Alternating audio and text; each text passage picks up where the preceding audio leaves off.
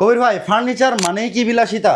জীবনও না ভাইয়া, ফার্নিচার একটা প্রয়োজনীয় জিনিস। আপনার রুমকে একটা আকর্ষণীয় করে তোলার মতো একটা ফার্নিচার ফার্নিচার হচ্ছে নিত্য প্রয়োজনীয় প্রয়োজনীয় জিনিস। ভাই, একটা ফার্নিচার এমডিএফ বোর্ড দিয়ে তৈরি করেন, কতদিন ইউজ করা যাবে? এটা 20 বছর অনায়াসে আপনি ইউজ করতে পারবেন। আচ্ছা, কেন 20 বছরের গ্যারান্টি দিচ্ছেন? আমরা সলিড এমডিএফ দিচ্ছি এবং কালারটা ডোগো কালার করছি। আচ্ছা। কালারের গ্যারান্টি 10 বছর, টিকসইর জন্য 20 বছরের গ্যারান্টি পাবেন। আপনি কি মনে করেন ভাই এই এমডিএফ ফার্নিচারে কখনো ফাঙ্গাস আসে না?